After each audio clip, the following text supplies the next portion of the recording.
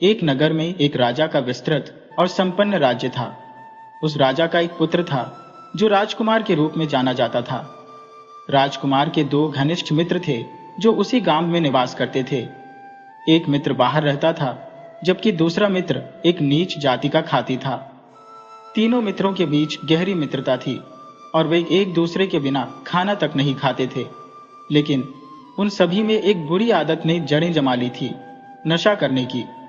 जब भी तीनों मिलते वे नशा करना अनिवार्य मानते थे। राजा को अपने पुत्र का नीच जाति के लोगों के साथ मेलजोल रखना और नशे की लत कतई पसंद नहीं थी। वह इस बात से बिल्कुल असंतुष्ट था और राजकुमार को बार बार इस पर सलाह देता था, लेकिन राजकुमार उसकी बात को अनसुना कर देता, एक कान से सुनता और दूसरे से निकाल देता। रोज रोज की डांट और तानों से तंग आकर राजकुमार धीरे धीरे इस स्थिति से ऊबने और परेशान होने लगा। दूसरी ओर दोनों मित्रों के परिवारजन भी उनके नशे और काम धंधा छोड़ने की आदत से व्यथित थे। एक दिन राजा और दोनों मित्रों के परिवारों ने एक कठोर निर्णय लिया। उन्होंने अपने पुत्रों पर घर से बाहर जाने और एक दूसरे से मिलने पर प्रतिबंध लगा दिया। अब तीनों दोस्तों का मिलना बंद हो गया था। जो एक दूसरे को बिना देखे खाना तक नहीं खाते थे, वे अब घर की चारदीवारी में बंद हो गए थे। कुछ दिन बाद किसी प्रकार एक दिन तीनों ने एक दूसरे से मिलकर घर से भागने का संकल्प लिया। अगले ही दिन वे अपने अपने सामान के साथ घर छोड़कर निकल पड़े। तीनों दोस्त घर से तो भाग गए थे, लेकिन अब प्रश्न यह था कि वे कहाँ रहेंगे। चलते चलते वे तीनों एक नाव में सवार होकर अपने गांव से बहुत दूर निकल आए और वहां एक अद्भुत महल देखा। उस महल की सुंदरता और शिल्पकारी ने उन्हें आकर्षित किया और वे वहां एक दिन ठहरने का निर्णय लिया। महल में प्रवेश करते ही उन्हें ऐसा लगा मानो किसी महान शिल्पकार ने इसे अपनी कला से सजाया हो। महल भीतर से अत्यंत भव्य और स्वच्छ था, लेकिन अजीब बात यह थी कि वहां कोई रहने वाला नहीं था। इतनी खूबसूरत कारीगरी के बावजूद वह स्थान एकदम सुनसान पड़ा था, जो तीनों दोस्तों के लिए एक रहस्यमय सवाल बन गया। महल के बीचों बीच एक काली भैंस बंधी हुई थी, जो बिना पलक झपकाए उन्हें घूरती जा रही थी। वह भैंस रोज एक बाल्टी दूध देती थी। महल में खाने पीने का पूरा इंतजाम था। हर दिन वे तीनों मित्र भरपेट भोजन करते और एक बाल्टी दूध मिलकर पी लेते। उनके दिन काफी सुकून से गुजर रहे थे, मगर महल में किसी भी आदमी का नामो निशान न होना अब भी एक गहरी पहेली बना हुआ था। इतने विशाल महल में सब आराम की सुविधाएं थी, फिर भी वहां कोई बाशिंदा नहीं था।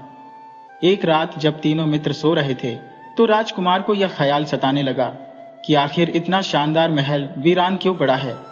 इस सोच ने उसकी नींद उड़ा दी। अचानक उसकी नजर खिड़की पर गई, जहां उसने एक अत्यंत खूबसूरत स्त्री को देखा जो उसे इशारा कर अपनी ओर बुला रही थी। इस सन्नाटे में ऐसी अद्भुत सुंदरता देख वह अचंभित रह गया और अपने दोस्तों को बिना कुछ बताए ही उसके पीछे पीछे चल दिया।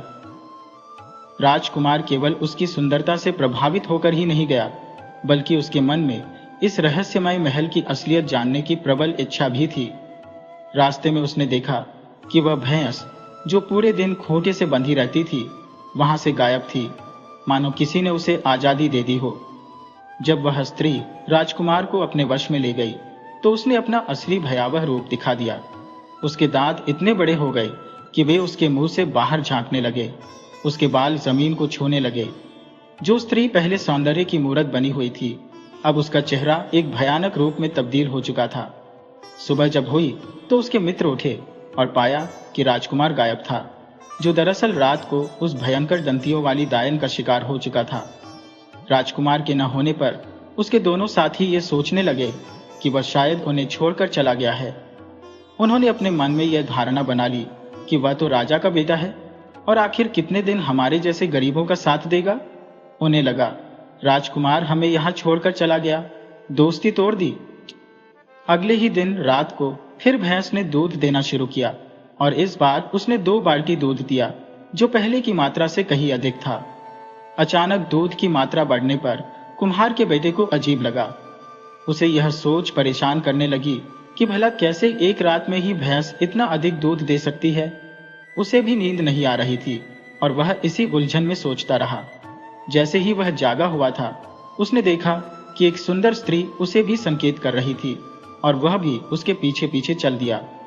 जो घटना राजकुमार के साथ हुई थी वही कुम्हार के बेटे के साथ भी दोहराई गई। सुबह होते होते अब खाती अकेला रह गया। अब जब कुम्हार का बेटा भी लापता हो गया तो खाती को संदेह हुआ कि महल में कोई न कोई गड़बड़ अवश्य है। उसने सोचा, मेरे दोस्त ऐसे नहीं है कि मुझे अकेला छोड़कर चले जाए, जरूर कोई रहस्य छुपा है। उस रात उसने निर्णय लिया कि वह भैंस पर निगरानी रखेगा। रात को भैंस ने इस बार 3 बाल्टी दूध दिया, जो उसे और भी संदिग्ध लगा। उसने ठान लिया कि वह रात भर जागेगा और भैंस की गतिविधियों पर नजर रखेगा। जैसे ही आधी रात हुई, उसने देखा कि वह भैंस अचानक एक सुंदर स्त्री में बदल गई और खाती के कमरे की ओर बढ़ने लगी। यह दृश्य देखकर खाती बुरी तरह भयभीत हो गया। उसके पास अब वहां से भागने के अलावा कोई उपाय न था। खाती को भागता देख वह डायन अपने भयानक रूप में आ गई, लेकिन किसी तरह वह भागते भागते गांव तक पहुंचने में सफल हो गया। डायन के आक्रमण से बचने के लिए खाती घबराकर एक पेड़ पर चढ़ गया। उधर रात अपनी अंतिम छोर पर थी और सुबह की पहली किरणें धरती पर फैलने लगी। इतने में पास से राजा घोड़े पर सवार होकर गुजरा। जैसे ही डायन ने राजा को देखा, उसने फिर से अपना भयावह रूप छोड़कर एक मोहक स्त्री का रूप धर लिया। राजा उसकी अद्वितीय सुंदरता को देखकर ठहर गया और मन ही मन सोचने लगा कि ऐसी रूपवती स्त्री तो उसके महल की रानी बननी चाहिए। खाती, जो पेड़ पर छिपा हुआ था, राजा को पास बुलाकर एक सौदे की पेशकश करता है। दरअसल खाती चाहता था कि वह डायन से अपना पीछा छुड़ा ले। उसने राजा से कहा कि वह उसे मात्र 5 रुपये में इस स्त्री को सौंप देगा। राजा ने यह प्रस्ताव तुरंत स्वीकार कर लिया और उस स्त्री रूपी डायन को अपने महल में ले गया, बगैर यह जाने कि वह कौन थी। महल पहुंचने पर डायन को ज्ञात हुआ कि राजा की पहले से ही 7 रानियां थी और सबसे छोटी रानी ने अभी अभी संतान को जन्म दिया था। जैसे ही डायन ने नवजात की खुशबू महसूस की, उसकी भूख जाग उठी, क्योंकि उसे कच्चे मांस का लालच बहुत प्रिय था। रात को जब सब सो रहे थे, वह उस नवजात को चुपके से उठा लाई और उसे निर्दयता से खा गई। अगले दिन महल में नवजात की खोज की गई, परंतु वह कहीं नहीं मिला। यह घटना महल में एक रहस्य बन गई। राजा की सबसे बड़ी रानी, जो बजरंगबली की अनन्य भक्त थी, को तुरंत महल में किसी अजीबोगरीब शक्ति के मौजूद होने का आभास हुआ।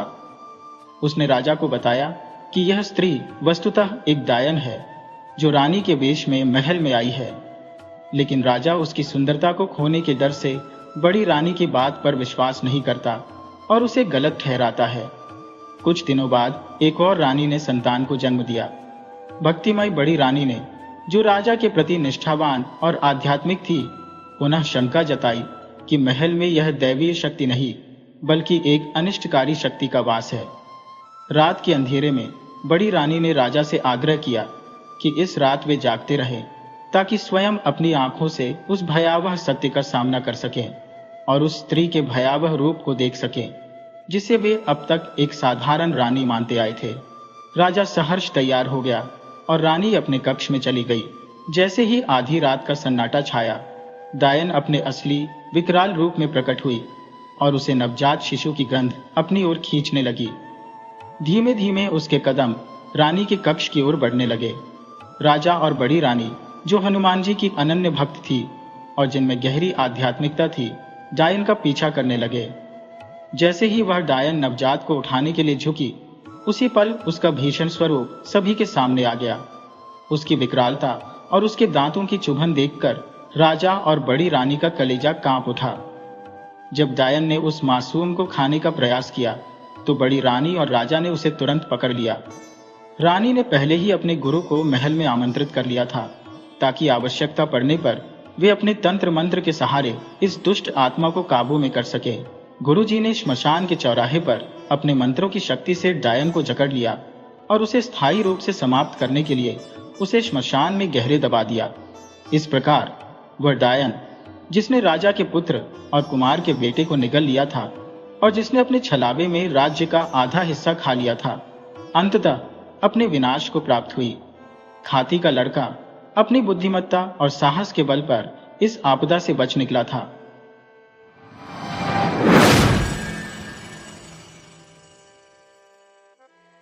बहुत समय पहले की बात है। एक छोटे से गांव में एक किसान और उसकी पत्नी अपने 6 बेटों के साथ सादगी भरा जीवन व्यतीत कर रहे थे। दोनों खेतों में दिन रात मेहनत करते थे और अपने बच्चों का भरण पोषण कर रहे थे। संपत्ति का भंडार उनके पास नहीं था, लेकिन सीमित साधनों में भी वे संतुष्ट और खुशहाल थे। दिन में कठिन परिश्रम करते और रात में अपने बच्चों के साथ हंसी खुशी का समय बिताते। एक दिन किसान की पत्नी ने अपने 7वें संतान को जन्म दिया, पर दुर्भाग्यवश उसी समय उसकी मृत्यु हो गई। पत्नी के जाने के बाद किसान गहरे दुख में डूब गया, लेकिन बच्चों के प्रति अपनी जिम्मेदारियों के चलते उसने स्वयं को संभाला और मां और पिता दोनों की भूमिका निभाने का संकल्प लिया। गांव के लोगों ने उसे दूसरी शादी का सुझाव दिया, लेकिन किसान ने यह कहते हुए इनकार कर दिया कि नई मां से बच्चों को मातृत्व का वही स्नेह मिलेगा या नहीं, इस पर उसे संदेह था। इस तरह उसने एक मां की भांति बच्चों की देखभाल की, उन्हें नहलाना, खाना खिलाना, स्कूल भेजना और हर एक कार्य करना। धीरे धीरे बच्चे बड़े होने लगे और शिक्षा ग्रहण करने लगे। समय के साथ बच्चे योग्य और पढ़े लिखे हो गए और किसान ने उनके विवाह की जिम्मेदारियों का निर्वहन भी किया। एक एक करके सभी बेटों का विवाह संपन्न हो गया और उनका जीवन बसता गया। परंतु अब किसान की वृद्धावस्था दस्तक दे रही थी। खेतों का कार्य उसके लिए कठिन होने लगा और उसे अपने बेटों के सहयोग की आवश्यकता महसूस होने लगी। दुर्भाग्यवश विवाह के बाद बेटों का ध्यान अपनी पत्नियों और अपनी नई नई जिम्मेदारियों में उलझ गया। वृद्ध किसान अब अकेला महसूस करने लगा और उसकी उपेक्षा होने लगी, क्योंकि बेटों की प्राथमिकताएं बदल चुकी थी। अब वह अपनी गृहस्थी में लीन हो गए।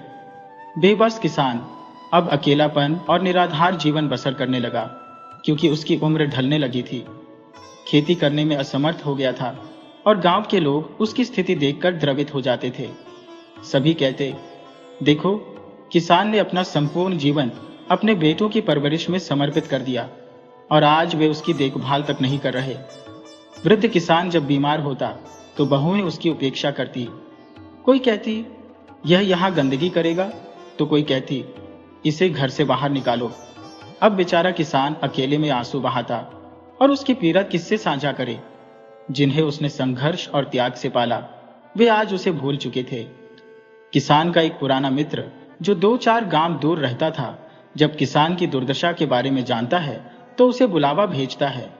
किसान जब अपने मित्र से मिलने जाता है तो मित्र उसे एक योजना सुझाता है कि कैसे वह अपने घर में सम्मान बनाए रखे और बहू बेटे उसकी देखभाल करें।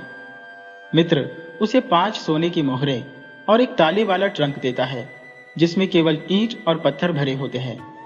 वह कहता है, इसे अपने कमरे में ले जाकर बड़ा सा ताला लगाकर रख दो। जब भी कोई दरवाजा खटखटाए तो यह सोने की मोहरें हाथ में लेकर दरवाजा खोलना। किसान अपने मित्र की इस युक्ति से सहमत हो जाता है। वो बड़े कष्ट और थके हुए मन से उस भारी संदूक को अपने घर लेकर आता है। जब वह घर पहुंचता है और बहुओं को ट्रंक लाते हुए देखता है तो बड़ी बहू दूसरी बहू को बताती है, आज ससुर जी कुछ विशेष लेकर आए हैं।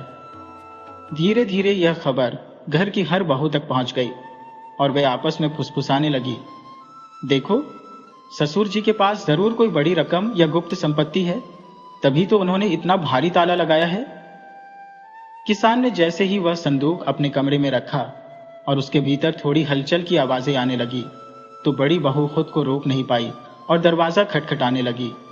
किसान ने अपने मित्र की बात का अनुसरण करते हुए 5 सोने की मोहरें हाथ में थाम ली और दरवाजा खोला। बड़ी बहू ने जब ससुर जी के हाथों में सोने की मोहरें देखी तो पूछ बैठी, पिताजी, आप ये क्या संभाल रहे हैं? किसान ने उत्तर दिया, बहू, यह मेरे एक पुराने मित्र द्वारा लौटाई गई कर्ज की रकम है। वह मित्र मुझसे वर्षों पहले उधार लेकर गया था और अब ब्याज सहित मुझे लौटाने आया है। मैं बस इसकी गिनती और सुरक्षा सुनिश्चित कर रहा हूं। कहकर किसान ने दरवाजा फिर से बंद कर लिया। बड़ी बहू ने यह बात अन्य बहुओं और बेटों को जाकर बताई कि ससुर जी के पास अनुमान से कहीं अधिक धन है, जो उस भारी ट्रंक में सुरक्षित रखा हुआ है। अब अगले ही दिन से बहुओं और बेटों का व्यवहार पूरी तरह से बदल गया। सभी बेटे पिता की हर बात पर सहमति जताने लगे और उन्हें खुश रखने में जुट गए। बहुएं एक से बढ़कर एक पकवान बनाने लगी। कोई कहती, पिताजी, थोड़ा दूध पी लीजिए, तो कोई कहती, चाय बना दो। बेटों में होड़ लग गई कि कौन पिता की ज्यादा सेवा करेगा। उन्हें लगने लगा कि जिस बहू बेटे से पिताजी प्रसन्न होंगे वही उनकी संपत्ति में हिस्सा पाएगा। धीरे धीरे किसान का जीवन सुखमय हो गया। उसे सम्मान मिलने लगा और हर कोई उसकी सेवा में तत्पर रहता। समय के साथ 5-6 वर्ष इसी प्रकार बीत गए। फिर एक दिन किसान बीमार पड़ गया। उसने अपने बेटों और बहुओं से इच्छा जताई कि जब उसका अंत समय आए तो उसकी ओर से 5 ब्राह्मणों को भोजन कराया जाए। सभी बेटे सहमति जताते हुए बोले, पिताजी, आप जितने भी ब्राह्मण बुलाना चाहें बुला लीजिए, हम पूरी व्यवस्था करेंगे। और बहुएं भी तरह तरह के पकवान बनाने में जुट गईं। उन्होंने त्वरित ही सारी तैयारियां पूरी कर दी। किसान ने आग्रह किया कि उसे 5 ब्राह्मणों को भोजन कराना है। उसी दिन ब्राह्मणों को निमंत्रण भेजा गया और 5 ग्रामीण ब्राह्मण किसान के घर भोजन के लिए पहुंचे। सातों बहुओं ने प्रेम पूर्वक ब्राह्मणों की सेवा की और तरह तरह के स्वादिष्ट पकवान बनाकर उन्हें खिलाया। ब्राह्मण इस आतिथ्य से अति प्रसन्न हुए। भोजन के उपरांत जब ब्राह्मण विदा लेने लगे तो किसान ने वे 5 सोने की मोहरें जो उसे मित्र द्वारा दी गई थी, एक एक कर ब्राह्मणों को दक्षिणा स्वरूप भेंट कर दी। ब्राह्मण अत्यधिक प्रसन्न होकर वहां से विदा हुए। अब किसान का बेटा यह सोचने लगा कि यदि इतनी मूल्यवान 5 मोहरें दान में दी जा सकती है तो संदूक में न जाने कितनी और संपत्ति होगी। बेटे और बहू के मन में लालच पनपने लगा। वे अब बुढ़ापे में पिता का हर कार्य पूरी तन्मयता से करने लगे। कपड़े धोना, उन्हें नहलाना, हर छोटी बड़ी सेवा करना। कुछ समय पश्चात बूढ़े का देहांत हो गया। बूढ़े के निधन के बाद सभी सातों बेटे और बहुएं एकत्रित हुए। सभी भाइयों ने यह तय किया कि अब समय आ गया है कि वे उस संदूक का ताला खोलें जो उनके पिता के कमरे में रखा था, और जो भी संपत्ति होगी उसे आपस में बांट लें। हर कोई यह दावा कर रहा था कि उसने पिता की अधिक सेवा की है और इस आधार पर उसे अधिक हिस्सा मिलना चाहिए। भाइयों में विवाद बढ़ने लगा, लेकिन बड़ी बहू ने समझदारी दिखाते हुए सुझाव दिया कि यदि वे मिलजुल कर काम करते आए हैं तो अब भी संपत्ति को बराबर बांट लेना उचित होगा। इस प्रस्ताव पर सभी सहमत हो गए और अंततः सातों भाई बहू संदूक की ओर बढ़े। सभी ने उम्मीदों से भरी आंखों के साथ संदूक का ताला तोड़ा और भीतर झांका, लेकिन अंदर की सामग्री देखकर वे स्तब्ध रह गए। संदूक में सोने चांदी या गहनों के बजाय पत्थरों का ढेर भरा हुआ था। यह देखकर सभी को आभास हुआ कि उनके पिता ने उनके लालच को भांपते हुए यह चाल चली थी। वे क्रोधित और हताश महसूस कर रहे थे, मानो उनके पिता ने अंतिम समय में उन्हें एक गहरी सीख दे दी हो। उसी समय उनके पिता का एक पुराना मित्र वहां आ पहुंचा। उसने भाइयों को लज्जित करते हुए कहा, तुम लोगों को शर्म आनी चाहिए कि तुमने अपने पिता के समर्पण और त्याग को इतनी आसानी से भुला दिया। उस व्यक्ति ने अपने अकेलेपन को सहा, दूसरी शादी नहीं की ताकि तुम लोगों का बचपन सौतेली मां के कष्टों से बचा रहे। उसने कभी तुम्हारे सुख और सुरक्षा में कोई कमी नहीं आने दी, और आज तुमने उसे अकेले छोड़कर बस धन के पीछे भागना शुरू कर दिया। उस मित्र की फटकार और गांव वालों की भर्त्सना ने भाइयों के दिलों को झकझोर दिया। उन्हें अपने लालच और स्वार्थ पर गहरा पश्चाताप हुआ। वे अपने पिता के मित्र से क्षमा मांगने लगे। उस मित्र ने कहा, मुझसे माफी मांगने से कुछ नहीं होगा। जो हो गया वह तो हो गया। यदि तुम सच में प्रायश्चित करना चाहते हो तो अपने अंदर सुधार लाओ, जैसे तुमने अपने पिता के साथ किया। कल को तुम्हारी संतानें भी तुम्हारे साथ वैसा ही व्यवहार करेंगी, यदि तुम भी इसी लालच में उनकी सेवा करोगे। इस चेतावनी ने भाइयों की आंखें खोल दी। उन्होंने यह संकल्प लिया कि अब वे निस्वार्थ भाव से एक दूसरे का सहारा बनेंगे, खेतों में परिश्रम करेंगे और मिलजुल कर अपना जीवन संवारेंगे। इस आत्मज्ञान के बाद उन्होंने अपना जीवन बेहतर दिशा में मोड़ लिया और शांति व संतोष के साथ अपने दिन बिताने लगे।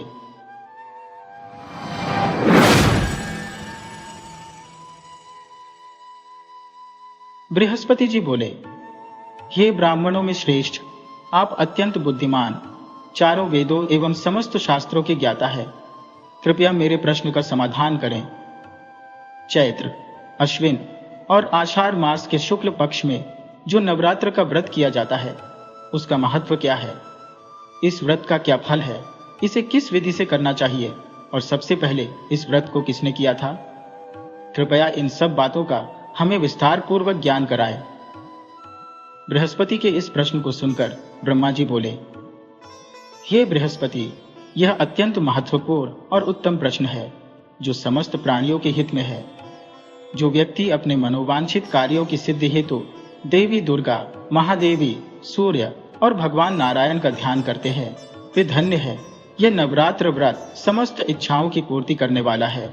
इसे करने से पुत्र की कामना रखने वाले को पुत्र, धन की आकांक्षा रखने वाले को धन, विद्या चाहने वाले को विद्या और सुख की चाह रखने वाले को सुख प्राप्त होता है।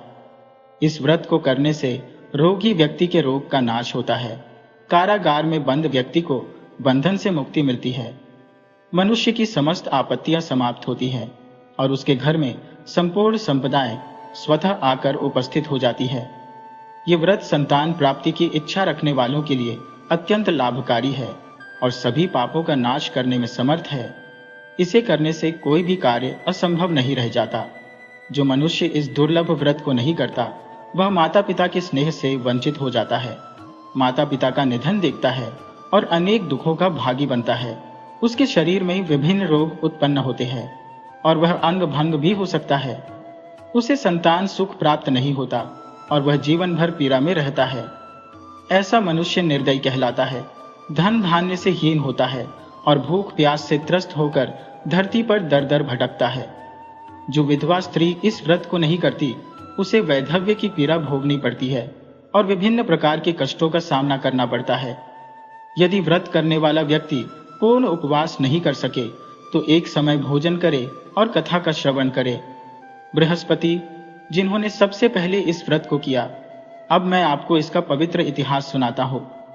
ब्रह्मा जी का वचन सुनकर बृहस्पति जी ने कहा, हे ब्रह्मा जी, मैं इस व्रत के इतिहास को ध्यानपूर्वक सुनने के लिए तत्पर हूं। मैं आपकी शरण में आया हूं, कृपया मुझ पर कृपा करें। ब्रह्मा जी बोले, पेटक नामक एक मनोहर नगर में एक निर्धन ब्राह्मण निवास करता था। उस ब्राह्मण की कन्या का नाम सुमति था, जो अत्यंत सुशील और गुणों से संपन्न थी।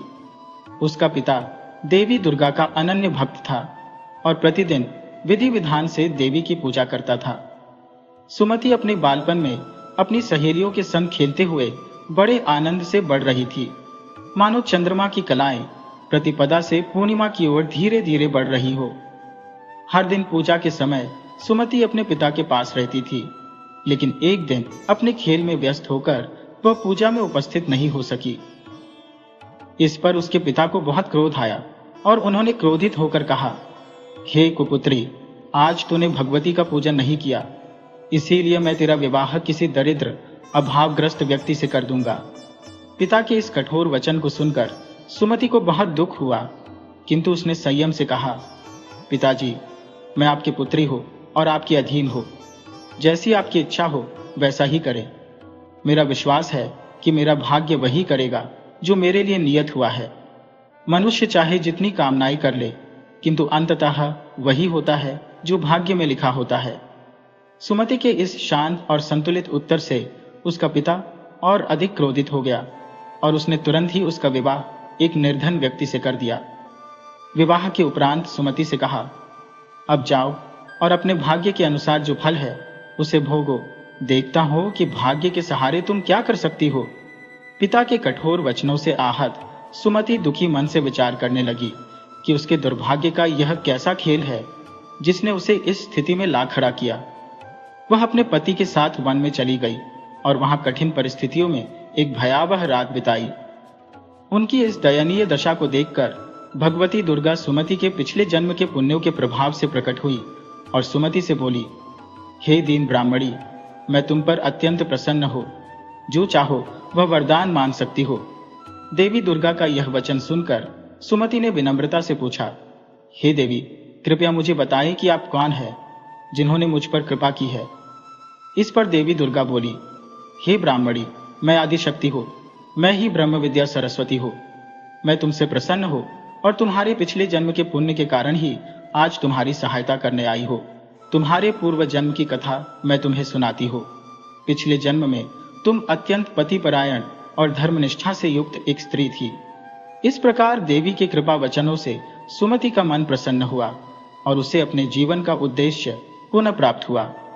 एक दिन तुम्हारे पति निषाद ने चोरी की थी, जिसके कारण सिपाहियों ने तुम दोनों को पकड़ लिया और जेल खाने में बंद कर दिया। उस दिन किसी ने तुम दोनों को भोजन भी नहीं दिया। इस प्रकार नवरात्रि के दिनों में तुमने न कुछ खाया और न ही जल ग्रहण किया।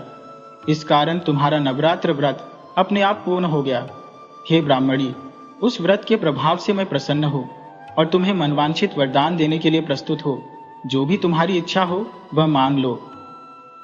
दुर्गा माता के इन वचनों को सुनकर ब्राह्मणी ने कहा, हे माता, यदि आप मुझ पर प्रसन्न है तो कृपया मेरे पति का कुष्ठ रोग दूर कर दीजिए।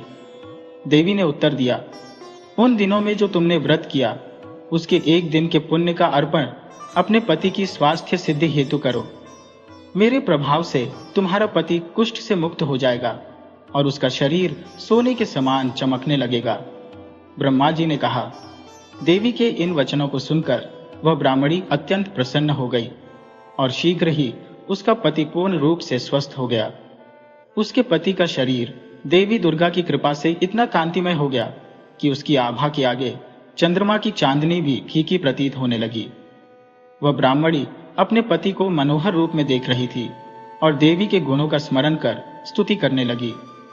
उसने कहा, हे मां दुर्गे, आप समस्त विघ्नों को दूर करने वाली, तीनों लोकों को पोषण प्रदान करने वाली और संपूर्ण दुखों का निवारण करने वाली है। आप बीमारियों को हरने वाली, इच्छित वस्तुओं को प्रदान करने वाली और बुराई का विनाश करने वाली देवी है। आप समस्त सृष्टि की मां और पिता स्वरूपा है। मेरे पिता ने मुझे एक कष्टमय विवाह में बांधकर घर से निकाल दिया और मैं इस धरती पर दर दर भटकने को विवश हूं। इस संकट के महासागर से आपने ही मुझे उबारा है। हे देवी, मैं आपको बार बार प्रणाम करती हूँ। कृपया मेरी और मेरे परिवार की रक्षा कीजिए। ब्रह्मा जी ने कहा कि ब्राह्मणी ने पूरी श्रद्धा और मनोयोग से देवी की स्तुति की, जिससे देवी अत्यंत प्रसन्न हुई और कहा, हे ब्राह्मणी, तुम्हारे जीवन में उदा नामक एक अति बुद्धिमान, धनवान, यशस्वी और जितेंद्र पुत्र का जन्म शीघ्र ही होगा। फिर देवी ने ब्राह्मणी से कहा, हे ब्राह्मणी, यदि तुम्हारी और कोई इच्छा हो तो वह भी मांग सकती हो। भगवती दुर्गा के वचनों को सुनकर ब्राह्मणी ने विनम्रता से कहा, हे मां दुर्गे, यदि आप मुझ पर प्रसन्न हैं तो कृपा करके मुझे नवरात्रि व्रत की संपूर्ण विधि बताइए। जिस विधि से आप प्रसन्न होती हैं उसका विस्तार पूर्वक वर्णन कीजिए। ब्राह्मणी के इन वचनों को सुनकर मां दुर्गा ने कहा, हे ब्राह्मणी, मैं तुम्हें नवरात्रि व्रत की वह संपूर्ण विधि बताती हूँ जिससे समस्त पापों का नाश होकर मोक्ष की प्राप्ति होती है। अश्विन मास के शुक्ल पक्ष की प्रतिपदा से 9 दिन तक यह व्रत विधि पूर्वक करना चाहिए। यदि पूरे दिन का उपवास न कर सको तो एक बार भोजन कर लेना। विद्वान ब्राह्मण से पूछकर कलश की स्थापना करो और प्रतिदिन वाटिका को जल अर्पण करो। मां महालक्ष्मी और महासरस्वती की प्रतिमा बनाकर नित्य विधि पूर्वक पूजा करो। मिजोरम के पुष्प से अर्चना करने से रूप की प्राप्ति होती है, जायफल से यश की वृद्धि होती है और दाख से कार्य सिद्धि होती है। आंवले से सुख और केले से आभूषणों की प्राप्ति होती है। इस प्रकार फलों से अर्घ्य देकर यथाविधि हवन करें। खांड, घी, गेहूं, शहद, नारियल, दाख और कदम से हवन करें। गेहूं से होम करने पर लक्ष्मी की प्राप्ति होती है।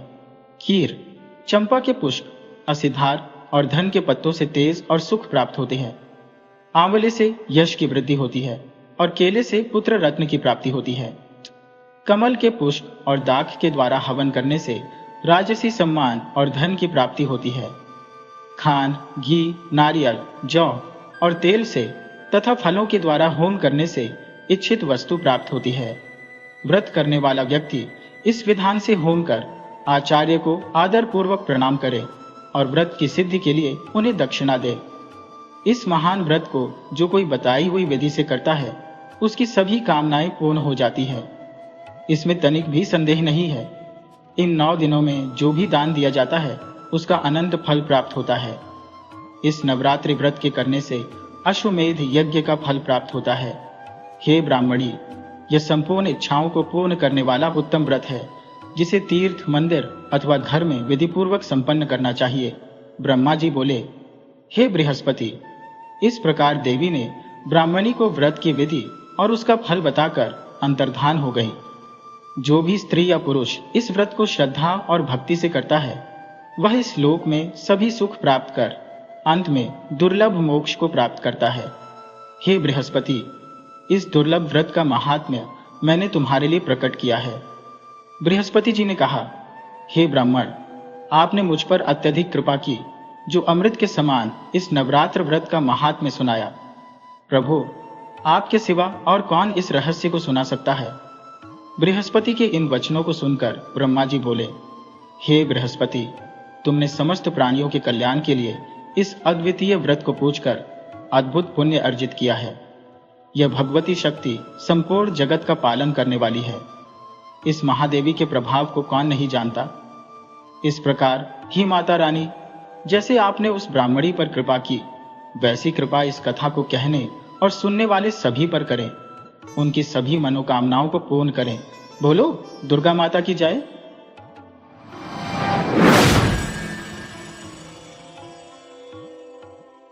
बहुत समय पहले की बात है। एक राजा था जिसने युद्ध में विजय प्राप्त कर वसुंधरा नगरी को अपने अधीन कर लिया। इस नगरी पर जीत हासिल करने के उपरांत उसने इसे अपने साम्राज्य का मुख्य केंद्र बना लिया और धीरे धीरे अपने राज्य का विस्तार कर उसे दूर दूर तक फैला दिया। उस राजा की 5 रानियां थीं, परंतु वह अपनी बड़ी रानी से अत्यधिक स्नेह करता था और उसकी हर इच्छा का ध्यान रखता था। बड़ी रानी का नाम वसुंधरा था और उसके प्रति अपने प्रेम को व्यक्त करने हेतु राजा ने अपने राज्य का नाम भी वसुंधरा रख दिया। बड़ी रानी को भिन्न भिन्न प्रकार के व्यंजनों का स्वाद लेना बेहद प्रिय था। वह विभिन्न पकवानों को बनवाकर आनंद के साथ खाती थी। भोजन में उसकी गहरी रुचि थी और इसे लेकर वह कुछ लालची भी थी। रानी की सेवा में उसकी एक पुरानी दासी थी, जो विवाह के समय से ही उसके साथ थी। एक दिन राजा अपने राज्य के कुछ विशेष कार्य से किसी अन्य राज्य में गए। इस दौरान रानी ने अपने खाली समय का उपयोग करते हुए बगीचे में घूमने का विचार किया और अपनी दासी के साथ वहां टहलने निकल पड़ी। टहलते समय बगीचे में हिरणों का एक झुंड नजर आया। उस झुंड में एक सुंदर हिरण रानी की नजरों को भा गया और उसे देख उसके मुंह में पानी आ गया। जैसे ही रानी ने उसे पकड़ने के लिए कदम बढ़ाया, हिरण फुर्ती से छलांग लगाकर दूर भाग गया।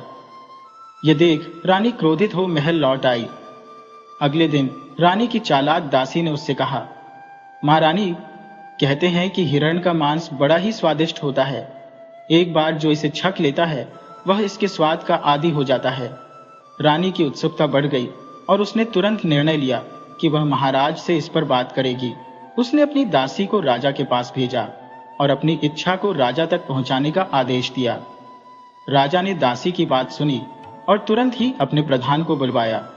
उसने प्रधान से कहा कि नगर में किसी कुशल शिकारी को खोज कर लाया जाए ताकि रानी की यह अभिलाषा पूर्ण हो सके। शिकारी राजमहल में पहुंचता है और अभिवादन कर कहता है, महाराज आज्ञा दें। राजा कहते हैं, हमारी रानी को हिरण का मांस चाहिए। रानी जिस हिरण को चुनेगी उसे पकड़ कर लाओ। इसके बाद रानी शिकारी को बगीचे में दिखे उसी हिरण का वर्णन करती है और उसे लाने का आदेश देती है।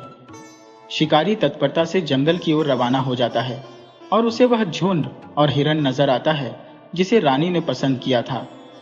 वह हिरण का पीछा करता है, लेकिन हिरण एक फुर्तीली छलांग लगाकर ओझल हो जाता है।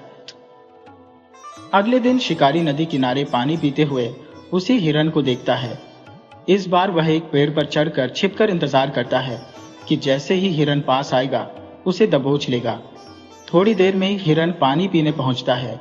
शिकारी तीर साधता है, परंतु हिरण चौकन्ना होकर भाग खड़ा होता है। शिकारी झल्लाते हुए कहता है, तुम मेरे हाथ से नहीं बच सकती। हिरण पलटकर विनती करता है, मुझे छोड़ दो, मेरे बच्चे मेरा इंतजार कर रहे हैं, उन्हें दूध पिलाना है और मेरे पति की तबीयत ठीक नहीं है। शिकारी उसे खड़ी नजर से देखता है और कहता है, मैं तुम्हारी बातों में नहीं फंसूंगा। हिरण गिड़गिड़ाता है, बस एक बार मुझे अपने बच्चों और पति से मिलने दो, वचन देती हूँ फिर तुम्हारे साथ चलूंगी। शिकारी उसकी बात मान लेता है और हिरण को उसके घर की ओर जाने देता है। हिरण अपनी गुफा में पहुंचता है, बच्चों को प्यार से देखता है और गहरी उदासी में कहता है, एक बार तुम्हें जी भर के देख लो। उसका बच्चा मासूमियत से पूछता है, माँ, आज आप ऐसा क्यों कह रही है? फिर हिरण अपने बीमार पति के पास जाकर धीरे से कहता है, आप जल्दी ठीक हो जाइए, हमारे बच्चों का ध्यान आपको ही रखना है। उसका पति चिंतित होकर कहता है, तुम्हें क्या हुआ है? क्यों ऐसी बातें कर रही हो?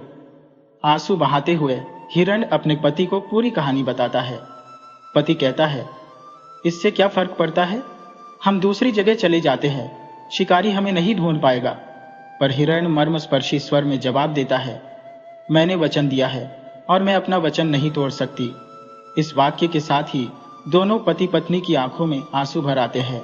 जब हिरण शिकारी के साथ जाने को तैयार होता है तो उसका पति दृढ़ता से कहता है, नहीं, तुम नहीं जाओगी, मैं जाऊंगा। मेरी तबीयत ठीक नहीं है, परंतु बच्चों का ख्याल मैं रख सकता हूँ। राजा मुझ जैसे बड़े शिकार को देखकर और प्रसन्न होंगे। बच्चा विनम्रता से कहता है, नहीं पिताजी, मैं ही शिकारी के साथ जाऊंगा।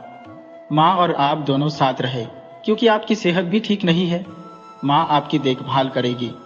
मैं छोटा हूँ, इसलिए महाराज और महारानी को मेरा मांस अधिक रुचिकर लगेगा, क्योंकि मेरा मांस नरम है और वो मुझे खाने में सरलता महसूस करेंगे। इन तीनों के मध्य ये मर्मस्पर्शी संवाद सुनकर और उनकी एक दूसरे के प्रति गहरी ममता देख शिकारी की आंखें भर आती है। उसे ऐसा महसूस होता है कि उसने एक महान त्रुटि कर दी है, जो इस परिवार को जुदा करने का प्रयास कर रहा था। उसे अपनी भूल का एहसास होता है और वह कहता है, आप सब कहीं नहीं जाएंगे।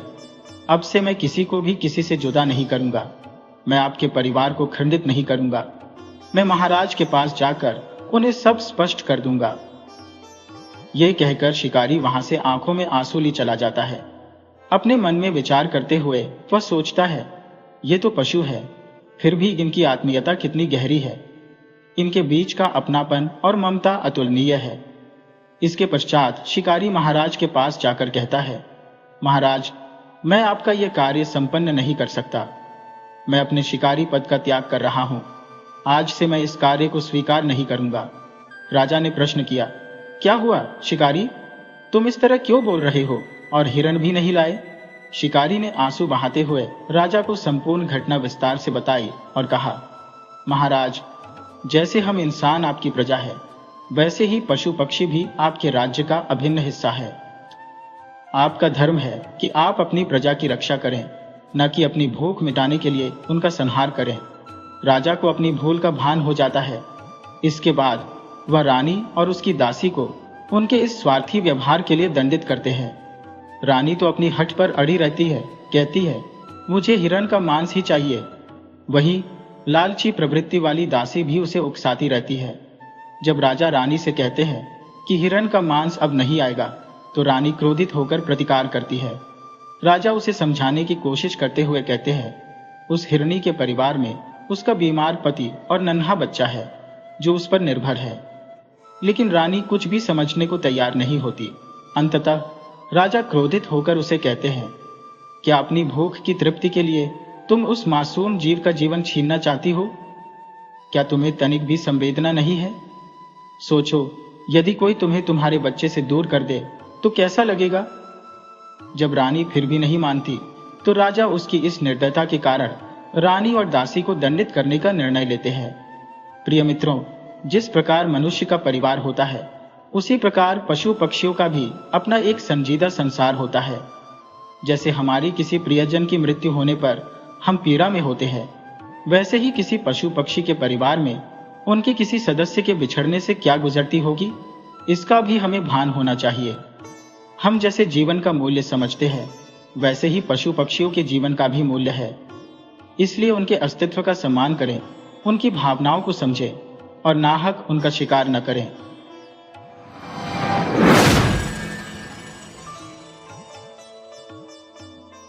एक गांव में एक मेहनती किसान अपने परिवार के साथ जीवन व्यतीत कर रहा था। किसान के पास थोड़ी सी भूमि थी, जिस पर वह प्रतिदिन कठिन परिश्रम करता। उसी जमीन से उपजने वाली फसल को बेचकर वह अपने परिवार का गुजारा करता था। किसान के 2 पुत्र थे। लेकिन वे खेती के कामों में हाथ बटाने से कतराते थे। वे न तो खेत में कोई सहयोग देते थे, न ही अपने पिता के प्रयासों की कोई कदर करते थे। उस किसान की पत्नी का नाम शकुंतला था। वह अपने पति के साथ खेतों में दिन भर मेहनत करती। जो भी आमदनी होती वे उसे अपने परिवार के भरण पोषण और बेटों की शिक्षा पर खर्च कर देते। शकुंतला रोज सुबह खेत में जाती, खेती के सभी कामकाज निपटाकर संध्या के समय घर लौटती। समय के साथ किसान के बेटे किशोरावस्था की ओर बढ़ रहे थे, लेकिन उनकी शिक्षा दीक्षा के बावजूद खेतों में सहयोग देने में उनकी रुचि न थी। किसान अनाज की खेती करता और कटाई के बाद फसल को बेचकर जो आय होती उसे घर का खर्चा और बच्चों की पढ़ाई पूरी करने का प्रयास करता था। किसान अत्यंत परिश्रमी था। अपनी फसलों से प्राप्त अनाज से वह किसी तरह अपने परिवार की जीविका चलाता था। उसकी मेहनत से इतना अनाज उपजता था कि उससे घर का गुजारा हो सके और अपने बेटों की शिक्षा भी सुचारू रूप से पूरी करवा सके। अब जब दोनों बेटे बड़े हो चुके थे तो किसान उनके विवाह के बारे में सोचने लगा। जल्द ही उसने योग्य वधुओं की खोज आरंभ की और कुछ समय पश्चात उसने दोनों बेटों का विवाह उचित कन्याओं से करा दिया। विवाह के उपरांत किसान ने उम्मीद की थी कि उसके बेटे अब खेतों में उसकी सहायता करेंगे, परंतु ऐसा नहीं हुआ। वे न तो खेती के काम में हाथ बढ़ाते और न ही किसी अन्य प्रकार से योगदान देते। इधर किसान अपनी पत्नी शकुंतला के संग खेतों में कड़ी मेहनत करता, जबकि परिवार का बोझ और बढ़ चुका था, क्योंकि अब 2 बहुओं का खर्च भी जुड़ गया था। जीवनयापन हेतु उसे पहले से भी अधिक परिश्रम करना पड़ रहा था। एक दिन अचानक किसान की पत्नी शकुंतला की तबीयत बिगड़ गई। किसान घबरा गया और तुरंत उसे खेत से उठाकर घर ले आया। उस समय दोनों बेटे और उनकी पत्नियां घर पर नहीं थे, वे कहीं घूमने गए हुए थे। किसान ने अकेले ही अपनी पत्नी का ध्यान रखने की पूरी कोशिश की और तत्काल डॉक्टर को बुलाने गया, मगर जब तक वह डॉक्टर को लेकर घर लौटा तब तक बहुत देर हो चुकी थी। उसकी प्रिय पत्नी शकुंतला की मृत्यु हो चुकी थी। यह देख किसान को गहरा आघात पहुंचा। वह विलाप करने लगा, क्योंकि जिसने जीवन भर उसके कंधे से कंधा मिलाकर संघर्ष किया था वह अब उसे छोड़कर चली गई थी। शकुंतला के निधन के बाद किसान को एकाकीपन सताने लगा। उसका हृदय उसके अभाव से भर उठा। इसके विपरीत उसके दोनों बेटों और उनकी पत्नियों पर उसकी मां की मृत्यु का कोई प्रभाव नहीं पड़ा। वे अपनी दिनचर्या में मस्त थे। उनके चेहरे पर कोई शोक का भाव न था। अगले ही दिन मन में व्यथा लिए किसान अपने खेतों की ओर लौट गया, परंतु उसके बेटे फिर भी अपने पिता के काम में सहयोग देने के लिए तैयार नहीं हुए। वृद्ध किसान अकेले ही खेतों में कठिन परिश्रम करता, जबकि उसके बेटे और बहुएं घर में आराम से अपनी जिंदगी का आनंद ले रहे थे। उनकी दृष्टि में उनके वृद्ध पिता के श्रम और उम्र का कोई महत्व नहीं था, और वे यह भी नहीं समझते थे कि उनके पिता को अब आराम की आवश्यकता है। वह दोनों बेटों के आराम से घर में बैठे रहने और अपने पिता की ओर बिल्कुल भी ध्यान न देने के रवैये से किसान का दिल टूट जाता था। अपने ही संतान के ऐसे व्यवहार से वह भीतर ही भीतर घुटता रहता, सोचता कि ये बेटे जिनके लिए उसने अपना सब कुछ न्यौछावर कर दिया अब उसकी ओर कोई ध्यान नहीं देते। यह विचार उसे निरंतर कछोड़ता और वह इसी दुख से हर दिन टूटता चला जा रहा था। एक दिन किसान सुबह सुबह खेतों में पहुंचकर अपने काम की तैयारी कर रहा था। तभी उसकी अंतरात्मा भगवान से बोल उठी, हे प्रभु, मुझसे ऐसा कौन सा अपराध हुआ है जो आपने मुझे इतनी बड़ी सजा दी। मेरे बेटे मेरी सेवा करने की बजाय मुझसे बिल्कुल ही अनजान बने रहते हैं। इस गहरे आहत मन से उसे दिल में अचानक दर्द महसूस हुआ और अकेलेपन के बोझ तले दबे किसान को हार्ट अटैक आ गया, जिससे उसकी दर्दनाक मृत्यु हो गई। उसकी मृत्यु के पश्चात गांव के लोग उसके बेटों पर भारी आक्रोश व्यक्त करने लगे। सभी ने उन्हें ताने दिए कि उनकी निष्ठुरता और अवहेलना ने ही उनके पिता को समय से पहले मृत्यु की ओर ढकेला। किसान, जो गांव में अपनी सज्जनता और उदारता के लिए विख्यात था, उसके साथ अपने ही बेटों ने ऐसा व्यवहार किया था। ये सुनकर दोनों भाइयों को अत्यधिक शर्मिंदगी महसूस हुई। गांव के मुखिया ने भी उन बेटों को फटकार लगाई और कहा, यदि तुमने अपने पिता का साथ दिया होता, उनकी मदद की होती, तो वे आज हमारे बीच होते। इस बात पर गांव वाले भी हाँ में हाँ मिलाने लगे और तब दोनों भाइयों को गहरी शर्मिंदगी का सामना करना पड़ा। अब हालात ऐसे हो गए कि जिन बेटों को कभी अपने पिता के कार्यों में कोई रुचि नहीं थी, वे उनकी अनुपस्थिति में हर कदम पर संघर्ष का सामना करने लगे। खेती की समझ की कमी और दिन रात मेहनत करने की आदत न होने के कारण उनका जीवन कठिनाइयों से घिर गया। उनकी पत्नियां भी, जिन्हें मेहनत से कोई वास्ता न था, ऐसे हालात में उनकी कोई मदद न कर सकी। उन्हें तो बस घूमने फिरने, फैशन और ऐशो आराम की आदत थी। किसान के दोनों बेटे अपनी पत्नियों की फरमाइशें पूरी करने में लगे रहते, कभी बाजार घुमाने के लिए तो कभी सिनेमा ले जाने के लिए। पर समस्या यह थी कि इन बेटों ने तो कभी मेहनत से कुछ अर्जित किया ही नहीं था। अपने जीवन के अब तक के सारे दिन वे अपने पिता की मेहनत पर आश्रित रहे थे। अब जब जिम्मेदारी आई तो उनकी असफलता के कारण घर में विवाद शुरू हो गया। पत्नियां अपनी ख्वाहिशों की पूर्ति न होने पर असंतोष प्रकट करने लगी, जिससे घर का माहौल तनावपूर्ण हो गया। जब उनके सुखभोगी जीवन का सहारा टूटने लगा, तब उन्हें एहसास हुआ कि उन्होंने अपने माता पिता को कितना दुख दिया था। अब अपने के पर पछताते हुए वे माँ बाप की याद में डूब गए।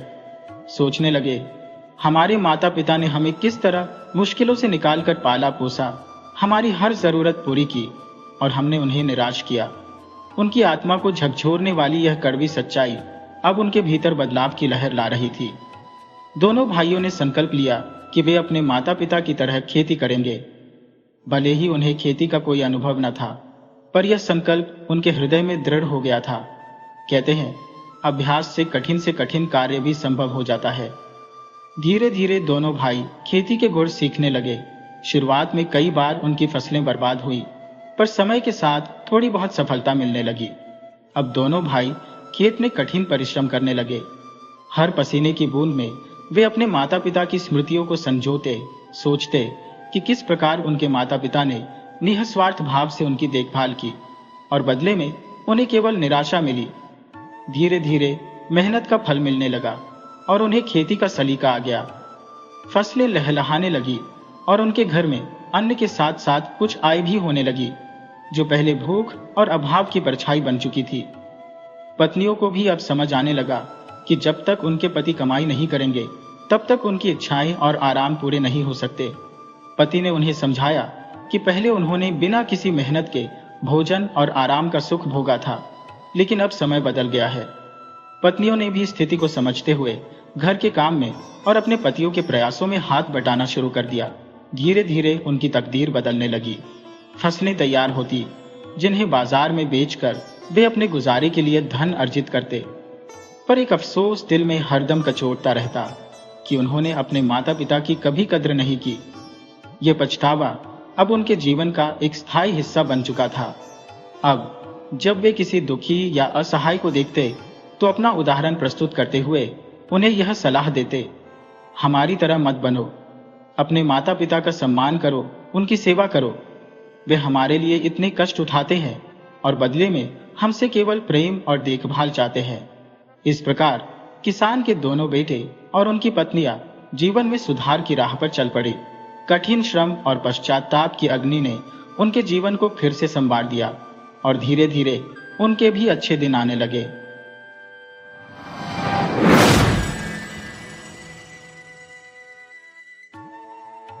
एक बहुत रईस व्यापारी था।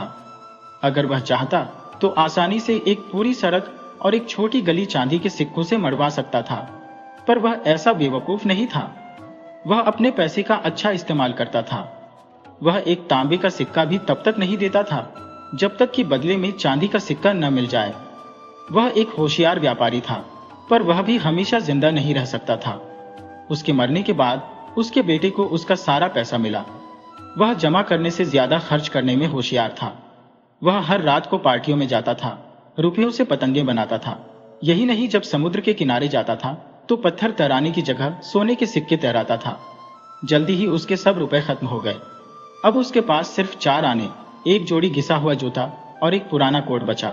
उसके सब दोस्त उसे छोड़ गए। वे ऐसे अजीब पोशाक वाले आदमी के साथ दिखना भी पसंद नहीं करते थे। उसका एक दोस्त इतना दयालु था कि उसने उसे एक पुराना बक्सा दिया और कहा कि इसमें अपना सामान डालकर निकल जाओ। उसके पास बक्से में डालने के लिए कुछ नहीं बचा था, इसलिए वह खुद ही उसमें बैठ गया। यह एक अजीब बक्सा था। उसका ताला दबाने पर वह उड़ सकता था। व्यापारी के बेटे ने वही किया और बक्सा उसे लेकर उड़ने लगा। वह चिमनी में से निकलकर ऊपर बादलों में दूर, बहुत दूर उड़ता गया। बक्सा चरमरा रहा था। उसमें बैठा लड़का डर रहा था कि कहीं उसका तला ही न निकल जाए, क्योंकि तब वह बहुत ऊंचाई से गिर जाता। पर ऐसा नहीं हुआ। बक्सा उड़ता हुआ सीधा तुर्कों की जमीन पर जाकर उतरा। व्यापारी के बेटे ने बक्सा जंगल में पत्तों के नीचे छिपा दिया और पैदल शहर की तरफ चल दिया। किसी ने उसकी तरफ ध्यान नहीं दिया, क्योंकि टर्की में सभी कोट और स्लीपर पहने घूमते हैं। रास्ते में उसे बच्चे को उठाए हुए एक आया मिली। वह बोला, ओ, तुर्की आया। शहर के बाहर दाहिनी तरफ। यह कैसा किला है जिसकी खिड़कियां इतनी ऊंची हैं कि राक्षस के अलावा वहां कोई झांक नहीं सकता। उसने जवाब दिया, वहां राजकुमारी रहती है। इस भविष्यवाणी के बाद कि एक प्रेमी उसे बहुत दुख पहुंचाएगा, उसे वहां रखा गया है, जिससे कि राजा रानी के महल में न होने पर कोई उससे न मिल सके।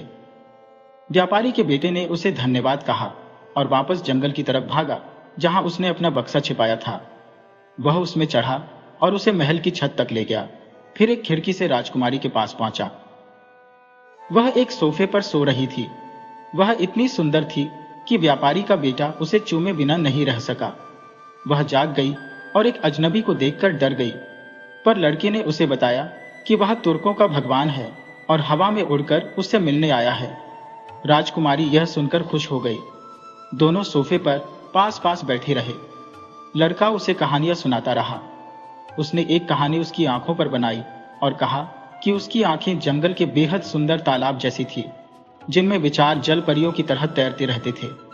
उसने कहा कि राजकुमारी का माथा बर्फ के पहाड़ों जैसा था, जिसमें बड़े बड़े सुंदर कमरे थे, जिनकी दीवारें सुंदर तस्वीरों से सजी थी। उसने उन सारसों की कहानी सुनाई जो छोटे छोटे भोले भाले प्यारे बच्चे लेकर आते थे। उसकी कहानियां बड़ी अच्छी थी। कहानियां सुनाने के बाद उसने राजकुमारी के सामने शादी का प्रस्ताव रखा और उसने हामी भर दी। वह बोली, तुम शनिवार को फिर आना। उस दिन राजा रानी शाम की चाय के लिए आते हैं। उन्हें बड़ा गर्व होगा कि मैं तुर्कों के भगवान से शादी कर रही हूं, पर ध्यान रखना कि उन्हें अच्छी सी परियों की कहानी सुनानी होगी। मेरी माँ को अच्छी नीतिपरक कहानियां पसंद है और पिताजी को मजेदार हंसाने वाली कहानियां। व्यापारी के लड़के ने खूब मुस्कुराकर कहा, मैं शादी के तोहफे के तौर पर कहानियां ही लाऊंगा। अलग होने से पहले राजकुमारी ने उसे एक तलवार दी, जिसकी मूठ पर बहुत से सोने के सिक्के लगे थे। उसे उन्हीं की जरूरत थी। व्यापारी का बेटा उड़कर वापस चला गया। उसने अपने लिए एक नया कोट खरीदा, फिर जंगल में लौटा और शनिवार को सुनाने के लिए परियों की कहानियां बनाने लगा। यह काम आसान नहीं था, पर उसने कहानियां बना ही ली। तब तक शनिवार आ गया। राजा रानी अपनी पूरी सभा के साथ राजकुमारी के पास बैठे चाय पी रहे थे। उन्होंने बड़ी अच्छी तरह उसका स्वागत किया। फिर रानी बोली, अब तुम हमें एक परियों की कहानी सुनाओ जिसमें गहराई और कुछ सीख हो।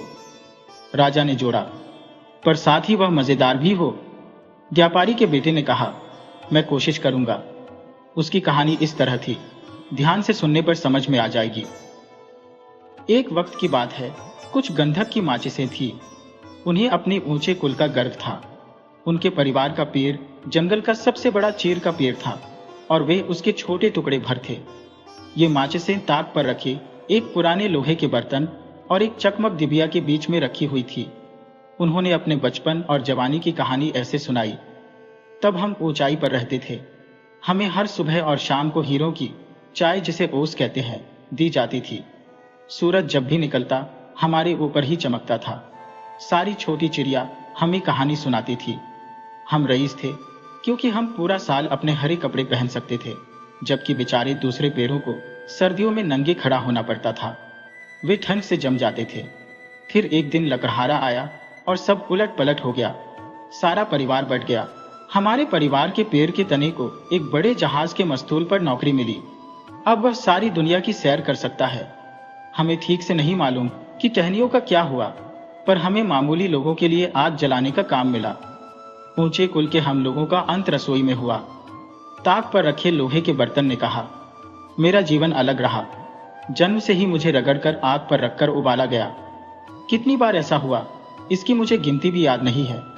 मैं यहाँ बड़ा जरूरी और पक्का काम करता हूँ।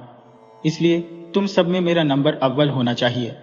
इसके अलावा मेरा एक ही शौक है, वह यह है कि मैं साफ सुथरा ताक पर बैठा अपने दोस्त से अच्छी अच्छी बात करूं। हम सब यहाँ घर में रहने वाले हैं, सिवाय पानी की बाल्टी के जो बार बार कुएं तक जाती है, या वह टोकरी जो बाजार जाने की वजह से शहर की खबरें लाती है। पर जहां तक मेरा सवाल है, मुझे यह सब अच्छा नहीं लगता। वह टोकरी सिर्फ लोगों और सरकारों की बातें करती है। एक दिन बेचारा मिट्टी का घड़ा इतना डर गया कि गिरकर टुकड़े टुकड़े हो गया। बाजार की टोकरी जरा आजाद किस्म की है। चकमक डिबिया बड़बड़ाई, तुम ज्यादा ही बोलते हो, हमें एक अच्छी शाम बितानी चाहिए। स्टील चकमक पर बजा और चिंगारी निकलने लगी। माचिस बोली, हाँ, हम यह बात करते हैं कि कौन सबसे बड़ा है। मिट्टी का घड़ा बोला, मुझे अपने बारे में बात करना अच्छा नहीं लगता, इससे अच्छा कहानियां कहते हैं।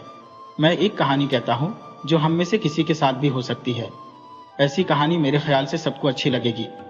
बाल्टिक समुद्र के पास जहां डेनिश बीच के पेड़ प्लेटें बोली, शुरुआत सुंदर है, मुझे विश्वास है कि कहानी हमें अच्छी लगेगी। मिट्टी का घड़ा बोलता गया, एक शांत घर में मेरी जवानी बीती। हर हफ्ते मेज कुर्सियों पर पॉलिश की जाती थी, हर दूसरे दिन फर्श धोए जाते थे और हर 15 दिन बाद पर्दे धोकर प्रेस किए जाते थे। पंखों वाले झारन ने कहा, तुम बड़े रोचक ढंग से कहानी सुनाते हो। तुम्हारी बातचीत में ऐसी सफाई है जैसे कोई औरत कहानी कह रही हो। पानी की बाल्टी खुशी के साथ हवा में उछलती हुई बोली, सच, बिल्कुल सच। मिट्टी के घड़े ने अपनी कहानी सुनाई। शुरू की तरह बीच और आखिर भी मनोरंजक था। सारी प्लेटों ने एक साथ ऐसी आवाज की जैसे तारीफ कर रही हो। पंखों वाले झाड़न ने अजवाइन के पौधे की माला सी बनाकर घड़े को पहनाने की तैयारी की। उसे पता था कि बाकी सब चिढ़ जाएंगे, पर उसे लगा कि आज किसी की इज्जत करो तो कल वह तुम्हारी इज्जत करेगा। बड़ा चिमटा बोला, चलो नाचते हैं, और वे सब नाचने लगे। हे भगवान, वे कैसी टांगें फैला सकते थे। कोने में रखी कुर्सी का कवर उन्हें देखने की कोशिश में बीच में से 2 टुकड़ों में फट गया। नाचना खत्म होने पर चिमटा बोला, हमारे लिए पत्तों की माला कहाँ है। तब उन्हें भी माला पहनाई गई। माचिसों ने कहा कुछ नहीं, पर मन में सोचा, औचित छोटे लोगों की भीड़। समोवर भी गाने वाली थी। फिर बोली कि उसे ठंड लग गई है, पर यह सच नहीं था, वह घमंडी है। सिर्फ खाने वाले कमरे में मालिक मालकिन के सामने गाती है। खिड़की की चौखट पर एक पुराना कलम रखा था जिससे नौकरानी लिखा करती थी। उसमें कोई खास बात नहीं थी, सिवाय इसके कि उसे दवात में जरा ज्यादा डुबो दिया गया था। कलम इसे अपनी खासियत समझकर इस पर गर्व करता था।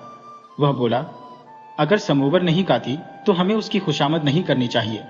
खिड़की के बाहर के पिंजरे में कोयल है, क्यों न उससे गाने को कहें। सच है कि उसने न गाना सीखा है न पढ़ी लिखी है, पर फिर भी उसके गाने में जो सादगी है वह शांति देने वाली है। चाय की केतली ने शिकायती आवाज में कहा, मैं नहीं सोचती कि यह ठीक है। वह समोवर की सौतेली बहन थी। हम किसी बाहर की चिड़िया का गाना क्यों सुने? क्या यह देशभक्ति है? बाजार की टोकरी इसका फैसला करे। टोकरी बोली, मुझे बहुत गुस्सा और खींच आ रही है। यह कोई तरीका है शाम बिताने का? सब चीजों को उनकी जगह वापस रखो, फिर मैं फैसला दूंगी। सब चिल्लाने लगे, हल्ला करो, हल्ला करो। उसी वक्त दरवाजा खुला, नौकरानी अंदर आई। सब फौरन अलग होकर चुपचाप खड़े हो गए। सबसे छोटा होते हुए भी मिट्टी का घड़ा यही सोच रहा था कि मैं रसोई में सबसे जरूरी हूं। मैं चाहता तो शाम मजेदार बन सकती थी। नौकरानी ने एक माचिस उठाकर आग जला दी। तीली सोचने लगी, अब सब देख सकते हैं कि हम ही यहां बड़े हैं। क्या आग जलाते हैं, क्या रोशनी है। तभी तीली का अंत हो गया, वह जल गई। कहानी खत्म होते ही रानी बोली, यह बहुत सुंदर कहानी थी। मुझे लगा जैसे मैं रसोई में माचिस के साथ थी। हम तुम्हें अपनी बेटी देंगे। राजा ने कहा, बिल्कुल, हम सोमवार को शादी करेंगे। और उसने व्यापारी के बेटे की पीठ थपथपाई, क्योंकि अब वह उन्हीं के परिवार का हो गया था। इतवार की शाम को आने वाली शादी की खुशी में पूरा शहर रोशनी से सजाया गया। सब लोगों में बन और बिस्कुट बांटे गए। गली के आवारा लोग उंगलियों के बीच से सीटी बजा रहे थे। बड़ा अच्छा दृश्य था। व्यापारी के बेटे को लगा, मैं भी इस मौके पर कुछ करूं। वह गया और ढेर सारी आतिशबाजी खरीद लाया। उसे लेकर बक्से में बैठा और हवा में उड़ गया। वह खूब ऊंचा उड़ा, वहां से आतिशबाजी चलाई, खूब धमाके हुए, चमक फैल गई। किसी ने पहले ऐसा दृश्य नहीं देखा था। सारे तुर्क जमीन से ऊपर उछल पड़े, उनके स्लीपर खो गए। अब उन्हें विश्वास हो गया कि वाकई तुर्कों का भगवान उनकी राजकुमारी से शादी कर रहा था। जब व्यापारी का बेटा अपने ट्रंक में बैठकर जंगल में लौटा तो उसने सोचा कि शहर में जाकर लोगों की बातें सुने, पता तो चले कि सब उसके कारनामों के बारे में क्या सोच रहे हैं। लोग जो जो बातें कर रहे थे, सब अलग अलग बातें थी, पर सबका मानना था कि पूरा दृश्य बहुत बढ़िया था। एक बोला, मैंने स्वयं भगवान को देखा, उसकी आंखें सितारों जैसी और दाढ़ी उफनते समुद्र जैसी थी। दूसरा बोला, वह आग का चोगा पहने था, जिसकी तहों से सुंदर प्यारे देवदूत झांक रहे थे। लड़के को सब सुनना बड़ा अच्छा लग रहा था। कल उसका शादी का दिन था। वह जल्दी से जंगल में लौटा ताकि आराम से अपने बक्से में सो सके, पर बक्सा था कहां? वह तो जलकर राख हो गया था। आतिशबाजी से निकली एक चिंगारी ने उसे जला दिया था और बक्से का अंत हो गया। उसके साथ ही व्यापारी के लड़के का भी अंत हो गया। अब वह उड़कर अपनी दुल्हन तक नहीं पहुंच सकता था। बेचारी राजकुमारी सारा दिन छत पर उसका इंतजार करती रही। वह आज भी इंतजार कर रही है, जबकि वह लड़का दुनिया भर को काल्पनिक कहानियां सुनाता फिर रहा है। पर अब उसकी कहानियां गंधक की माचिस की कहानी की तरह हल्की फुल्की नहीं होती है।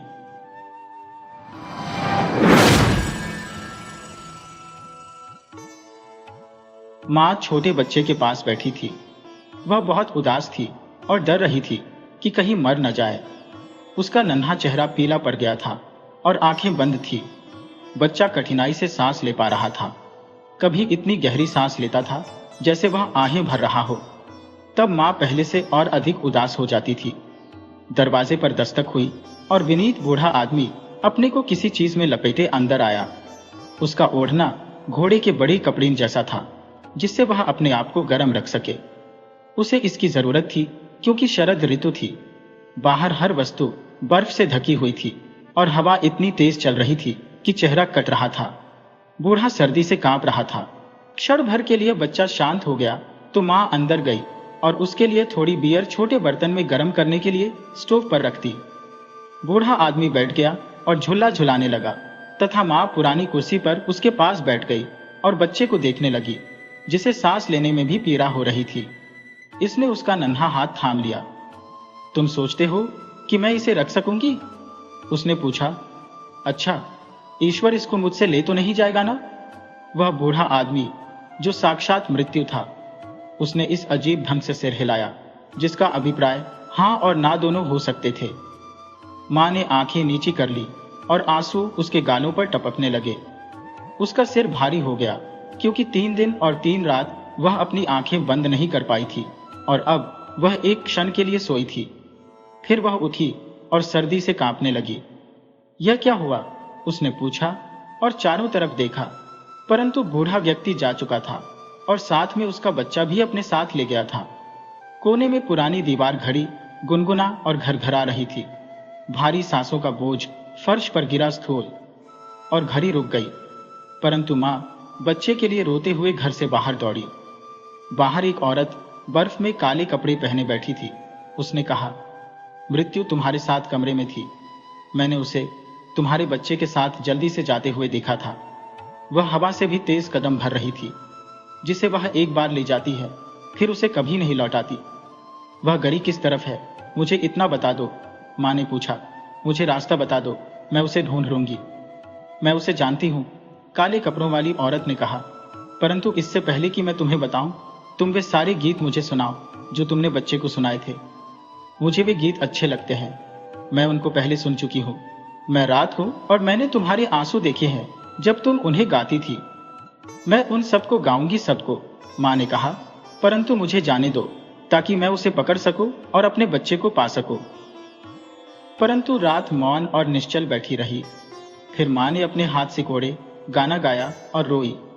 बहुत गाने और उनसे अधिक आंसू बहाने पर रात बोली, दाईं ओर देवदार के घने जंगल में जाओ, क्योंकि मैंने मृत्यु को तुम्हारे बच्चे के साथ उधर ही जाते देखा था। जंगल में काफी अंदर सड़कों का चौराहा था और वह जानती थी कि कौन सा रास्ता पकड़े। वहां बिना फूल पत्तों के काले कांटों की एक झाड़ी थी। ठंडी शरद ऋतु के कारण टहनियों से बर्फ के तोदे लटक रहे थे। क्या तुमने मृत्यु को मेरे नन्हे बच्चे के साथ जाते हुए नहीं देखा? हाँ, झाड़ी ने उत्तर दिया, परंतु मैं तुम्हें तब तक नहीं बताऊंगी कि वह किस तरफ गई है, जब तक तुम अपनी छाती से मुझे गर्म नहीं करती। मैं यहाँ जम रही हो, मैं बर्फ बन रही हो। उसने झाड़ी को सीने से लगा लिया, बिल्कुल पास, ताकि अच्छी तरह गर्म कर सके। कांटे उसकी चमड़ी में घुस गए और उसका रक्त बड़ी बड़ी बूंदों में बहने लगा। काले कांटों वाली झाड़ी के ताजा पत्ते निकल आए और उस काली शरद रात में फूल खिल गए। एक दुखी माँ का सीना कितना गर्म होता है। काले कांटों वाली झाड़ी ने बता दिया कि वह कौन सा रास्ता पकड़े। फिर वह एक बड़ी झील के पास आई, जहां न कोई जहाज था और न ही कोई नाव। झील न इतनी जमी हुई थी कि वह उस पर चल सके, और न ही इतनी काफी खुली थी कि उसमें से चलकर निकल सके। फिर भी उसको इसे पार करना था, यदि वह बच्चे को पाना चाहती थी। फिर वह झील को ही पीने के लिए लेट गई। ऐसा करना किसी के लिए भी असंभव था, परंतु दुखी माँ ने सोचा कि शायद कुछ अजूबा हो जाए। नहीं, यह कभी नहीं हो सकता। झील ने कहा, आओ हम देखें कि हम समझौता कैसे कर सकते हैं। मुझे मोती इकट्ठे करने में रुचि है, और तुम्हारी दोनों आंखें इतनी साफ है जैसी मैंने कभी नहीं देखी। यदि तुम अपने आंसू मुझ में डाल दो तो मैं तुम्हें बड़े ग्रीन हाउस तक पहुंचा दूंगी, जहां मृत्यु फूल और वृक्ष उगाती है। उनमें से हर मानव एक जीवन है। ओह, मैं बच्चे को पाने के लिए क्या कुछ नहीं दे सकती, प्रभावित माँ ने कहा। वह और रोई। उसके आंसू झील की गहराई में गिरकर 2 अमूल्य मोती बन गए। झील ने उसको ऊपर उठा लिया जैसे झूले में बैठी हो, फिर उसे दूसरे किनारे पर पहुंचा दिया, जहां मीलों में एक शानदार घर खड़ा था। कोई यह नहीं बता सकता था कि वह जंगलों और गुफाओं वाला पर्वत था या ऐसी कोई जगह थी जो बनाई गई थी, परंतु बेचारी माँ उसे देख नहीं सकी, क्योंकि वह अपनी आंखें खो चुकी थी। जो मेरे बच्चे को अपने साथ ले गई है, उस मृत्यु को मैं कहां ढूंढूं? वह अभी यहां नहीं पहुंची, भूरे बालों वाली बूढ़ी औरत ने कहा, जो मृत्यु के शीशे के मकान में इधर उधर ध्यान से घूम रही थी। तुमने यह रास्ता कैसे ढूंढा और किसने तुम्हारी सहायता की है? अच्छे ईश्वर ने मेरी सहायता की है, उसने उत्तर दिया। वह कृपालु है और तुम भी कृपालु होगी। कहां? मैं अपने बच्चे को कहां ढूंढूं? मैं नहीं जानती, बूढ़ी औरत ने कहा, और तुम भी देख नहीं सकती हो। कई फूल और वृक्ष रात को मुरझा गए हैं। मृत्यु आएगी और उनका जल्दी पुनरारोपण करेगी।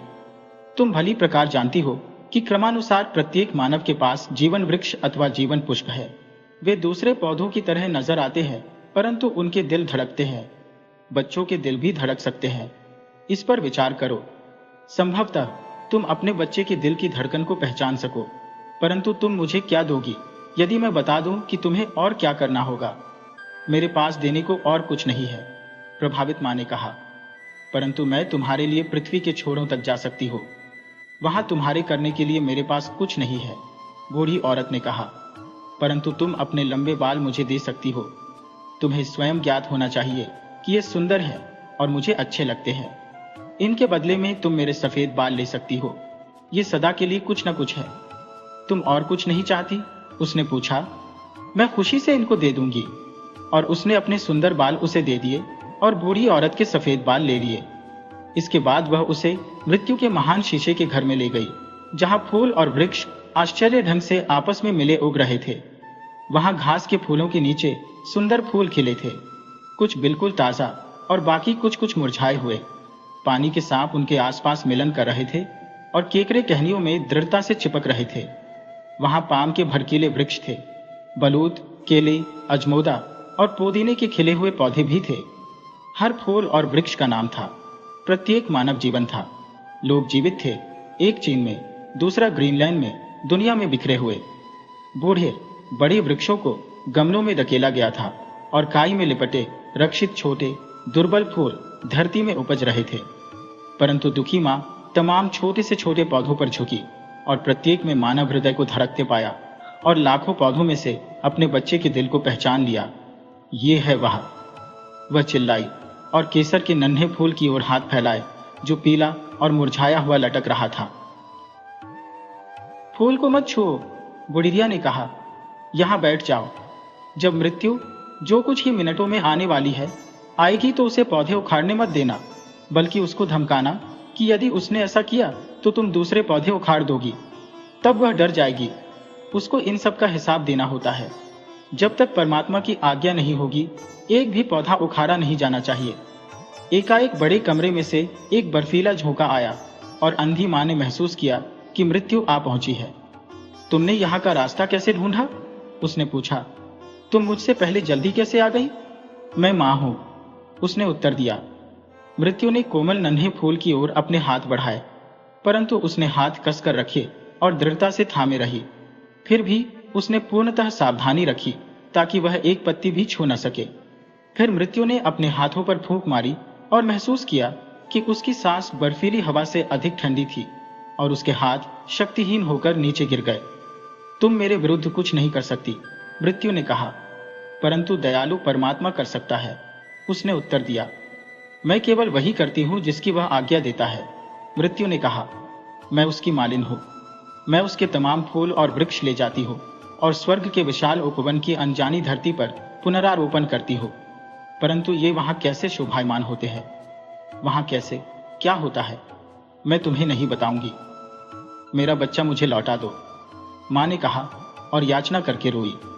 एकाएक उसने अपने दोनों हाथों में 2 प्यारे फूल पकड़ लिए और मृत्यु को पुकारा। मैं तुम्हारे सारे फूल नष्ट कर दूंगी क्योंकि मैं निराशा में हूं। उन्हें हाथ मत लगाओ, मृत्यु ने कहा।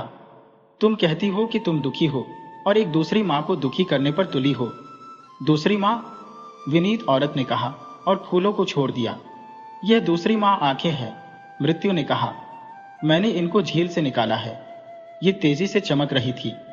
मुझे मालूम नहीं था कि ये तुम्हारी है। इन्हें वापस ले लो, ये पहले से ज्यादा साफ है। निकट वाले गहरे कुएं में झांक कर देख लो। मैं तुम्हें इन 2 फूलों के नाम बताऊंगी जो तुम उखाड़ना चाहती थी और जान जाओगी कि तुम निराशा और विनाश को प्राप्त होने जा रही थी। उसने कुएं में झांका। यह प्रसन्नता की बात थी कि उनमें से एक संसार के लिए किस प्रकार आशीर्वाद बन गई। उसके आसपास कितना आनंद और उल्लास फैल गया था। एक औरत ने दूसरी के जीवन को देखा कि वह रक्षा, निर्बलता, दुख और आहों से बना था। दोनों ही परमात्मा की इच्छाएं हैं, मृत्यु ने कहा। इनमें से हतभाग्य कौन सा फूल है और कौन सा भाग्यवान, यह मैं तुम्हें नहीं बताऊंगी, मृत्यु ने कहा। परंतु तुम्हें इतना मालूम होना चाहिए कि इन 2 फूलों में से एक तुम्हारे बच्चे का है। यह तुम्हारे बच्चे का भाग्य था कि तुम उसका भविष्य बनी। फिर मां ने डरकर जोर से चीख मारी। इनमें से मेरे बच्चे का कौन सा है, मुझे बताओ। मासूम बच्चे को छोड़ दो। इन तमाम दुखों से मेरे बच्चे को मुक्ति मिल जाए। बेशक इसे ले जाओ, इसे परमात्मा के राज्य में ले जाओ। मेरे आंसुओं को भूल जाओ, मेरी प्रार्थना को भूल जाओ और उस सब को भूल जाओ जो मैंने किया है। मैं समझ नहीं पा रही हूँ, मृत्यु ने कहा। क्या तुम अपना बच्चा वापस चाहोगी या मैं उसे ऐसे स्थान पर ले जाऊं जिसे तुम नहीं जानती? फिर मां ने हाथ मले और घुटनों के बल गिरकर प्रार्थना करने लगी। यदि मैं तुम्हारी इच्छा के विरुद्ध प्रार्थना करती हो तो उसे मत सुनो। तुम्हारी इच्छा सदा सर्वोत्तम है। मुझे मत सुनो, मत सुनो मुझे। उसने अपने सिर को अपने सीने पर गिरा दिया। मृत्यु उसके बच्चे के साथ अनजाने स्थान को चली गई।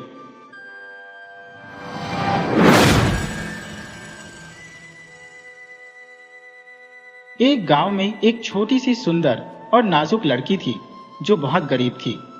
गर्मियों भर वह नंगे पांव रहती थी और सर्दियों में लकड़ी के जूते पहनती थी, जिनकी रगड़ से उसके छोटे छोटे पैर छिलकर लाल हो जाते थे। उसी गांव में एक बूढ़ी विधवा रहती थी जिसका पति जूते बनाता था। उसने बड़ी मेहनत के साथ उस गरीब लड़की के लिए लाल चमड़े के टुकड़ों से एक जोड़ा बनाया, पर वह जोड़ा बहुत अच्छा नहीं बन पाया। किरण नाम की उस लड़की को वे जूते उस दिन मिले जिस दिन उसकी मां को दफनाया जा रहा था। जूतों का रंग दुख के मौके के लिए ठीक नहीं था, पर दूसरे जूते न होने की वजह से उसे वही पहनने पड़े। वह बेचारी फटे पुराने कपड़े, नंगी टांगों और लाल जूतों में ताबूत के पीछे चल रही थी। तभी एक बहुत पुराने ढंग की गाड़ी उसके पास से गई। उसमें एक बूढ़ी औरत बैठी थी। वह उस छोटी लड़की को देखकर बहुत दुखी हुई और उसी वक्त पादरी के पास जाकर बोली, वह छोटी लड़की मुझे दे दीजिए, मैं उसे बहुत अच्छी तरह पालूंगी। किरण ने सोचा कि शायद बूढ़ी औरत ने उसे उसके लाल जूतों की वजह से पसंद किया होगा, पर उस बुढ़िया को वे जूते इतने भद्दे लगे कि उसने उन्हें चूल्हे में दलवाकर जला दिया। अब किरण को अच्छे साफ सुथरे कपड़े पहनाए जाते थे। उसे पढ़ना लिखना और सिलाई करना सिखाया गया। सब लोग यह मानते थे कि वह एक सुंदर बच्ची थी, जबकि शीशा कहता था कि तुम सुंदर नहीं, बहुत सुंदर हो। एक बार रानी अपनी बेटी राजकुमारी के साथ पूरे देश की यात्रा कर रही थी। हर जगह उन्हें देखने के लिए लोगों की भीड़ जुट जाती थी। जब वे केरन के गांव के पास के किले में गए तो वह छोटी लड़की भी भीड़ के पीछे चल दी। राजकुमारी किले की एक बड़ी सी खिड़की में से झांक रही थी, जिससे सब लोग उसे देख सकें। वह एक छोटे से स्टूल पर खड़ी थी। उसने मुकुट नहीं लगा रखा था, पर एक बहुत सुंदर सफेद पोशाक और मोरक्कों के बने बहुत सुंदर लाल जूते पहन रखे थे। जूते बनाने वाले की विधवा ने केरन के लिए जो लाल जूते बनाए थे वे उनसे बहुत सुंदर थे, पर वे भी लाल जूते थे और केरन को वे दुनिया में सबसे ज्यादा पसंद थे। धीरे धीरे केरन इतनी बड़ी हो गई कि उसका ईसाई धर्म से धार्मिक संस्कार होना था। इस मौके के लिए उसकी नई पोशाक और नए जूते लिए जाने थे। बुढ़िया उसे पास के शहर के सबसे बढ़िया जूते वाले की दुकान पर लेकर गई। उसने उसके पैरों का नाप लिया। उस दुकान की दीवारों पर शीशे की अलमारियों में बहुत तरह के सुंदर जूते सजे हुए थे। बुढ़िया की आंखें इतनी कमजोर थी कि वह कुछ देख नहीं पा रही थी, पर केरन देख सकती थी। उसे 2 जोड़ा जूतों के बीच में एक लाल जोड़ा दिखा जो राजकुमारी के जूतों की तरह था। ओह, वे कितने सुंदर थे। जूते वाले ने बताया कि ये किसी रईस आदमी की लड़की के लिए बनाए गए थे, पर उसके नाप के नहीं बन पाए थे। बुढ़िया बोली, मेरे ख्याल से ये पैटर्न चमड़े के हैं क्योंकि चमक रहे हैं। केरन उन्हें पहनने की कोशिश करती हुई बोली, हाँ, ये चमक रहे हैं। वे उसके ठीक आए, इसलिए बुढ़िया ने दिलवा दिए। पर अगर उसे पता होता कि वे लाल रंग के हैं तो वह नहीं खरीदती, क्योंकि धार्मिक काम के वक्त लाल जूते नहीं पहने जाते। नजर कमजोर होने की वजह से बुढ़िया को रंग का पता नहीं चला और न ही उसने रंग देखा। पर चर्च में सब उसके पैरों की तरफ देख रहे थे। वहां की दीवारों पर पुराने पादरियों और उनकी पलियों की बड़ी बड़ी तस्वीरें लगी थी, जिनमें वे गले पर सफेद झालर लगी काली पोशाकों में दिख रहे थे। वे वहीं दफनाए गए थे। केरन को लगा जैसे वे भी उसके लाल जूतों को घूर रहे थे। बूढ़े पादरी ने केरन के सिर पर हाथ रखकर वह पवित्र कसम कही जो उसे दोहरानी थी। कसम में उसे भगवान से अच्छा ईसाई बनने की प्रतिज्ञा करनी थी। पर केरन का दिमाग पादरी के शब्दों की तरफ नहीं था। बाजे पर बूढ़ा गायक संस्कार के मौके पर गाया जाने वाला भजन गा रहा था। बच्चों की मीठी आवाज भी सुनाई दे रही थी और केरन वहां अपने लाल जूतों के बारे में सोच रही थी। दोपहर तक बुढ़िया को लोगों से केरन के जूतों के रंग के बारे में पता चल गया।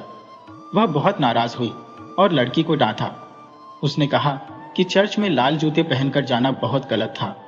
साथ ही यह भी बताया कि उसे हमेशा यह याद रखना चाहिए कि चर्च में काले जूते ही पहनने चाहिए, भले ही वह पुराने हो। अगले शनिवार को केरन को भोज समारोह में जाना था। उसने अपने काले जूते देखे, फिर लाल देखे और एक बार फिर वे लाल जूते ही पहन ली। वह दिन बड़ा सुंदर था। सूरज चमक रहा था। बुढ़िया और केरन खेतों में से होते हुए गए, जिससे उनके जूते थोड़े गंदे हो गए। चर्च में घुसने वाले दरवाजे पर बैसाखी के सहारे एक अपाहिज सैनिक खड़ा था। उसकी बहुत सुंदर लंबी लाल रंग की दाढ़ी थी, जिसमें बीच बीच में सफेदी झलक रही थी। उसने बुढ़िया की तरफ झुककर पूछा कि क्या वह उसके जूते साफ कर सकता है। केरन ने बिना कहे अपने छोटे पैर भी उसके आगे कर दिए। सैनिक ने उसके जूतों की तली को थपथपाते हुए कहा, बड़े सुंदर नाचने वाले जूते हैं। फिर उसने जूतों से कहा, याद रखना कि नाचने के लिए तुम्हें इसके पैरों पर रहना है। बुढ़िया ने सैनिक को एक सिक्का दिया और दोनों चर्च में घुस गईं। फिर सबने, यहां तक कि तस्वीरों के लोगों ने भी केरन के पैरों की तरफ देखा। जब वह वेदी के आगे झुकी और पादरी उसके होठों की तरफ सोने का प्याला बढ़ा रहे थे, तब भी वह सिर्फ अपने लाल जूतों के बारे में सोच रही थी। उसे प्याले की शराब में भी उन्हीं की परछाई दिखाई दे रही थी। उसने भजन गाने में सबका साथ नहीं दिया, वह भगवान की प्रार्थना भी भूल गई। जब गाड़ीवान उन्हें घर ले जाने के लिए गाड़ी लेकर गया तो बुढ़िया तो चढ़ गई, केरन चढ़ने वाली थी। तभी पास खड़े उस बूढ़े सैनिक ने कहा, इन सुंदर नाचने वाले जूतों को देखो। उसके इतना कहने पर केरन ने नाच के 1-2 कदम उठाए, पर शुरू करने के बाद उससे रुका ही नहीं जा रहा था। ऐसा लग रहा था जैसे उसकी अपनी इच्छा नहीं रही थी। जूते हुक्म दे रहे थे और वह चर्च के कोने में चारों तरफ नाच रही थी। गाड़ीवान गाड़ी से कूदा, उसकी तरफ भागा, बड़ी मुश्किल से उसे पकड़ा और जमीन से ऊपर उठा लिया, पर उसके पैर हवा में नाच रहे थे। उसने उसे गाड़ी में डाल दिया, पर पैर फिर भी नाच रहे थे। उसका नाच रोकने के लिए उसके पैरों से जूते उतारने की कोशिश में बेचारी बुढ़िया और गाड़ीवान कई लातें खा गए। जब वे घर पहुंचे तो लाल जूते अलमारी में रख दिए गए, पर मौका मिलते ही किरण उन्हें देखती रहती थी। कुछ दिन बाद बुढ़िया बहुत बीमार पड़ी। डॉक्टरों ने कहा कि वह अब ज्यादा वक्त नहीं जी पाएगी। उसे अच्छी देखभाल की जरूरत थी, जो किरण के अलावा कौन कर सकता था। शहर में एक नाच का आयोजन था जिसमें किरण को भी बुलाया गया था।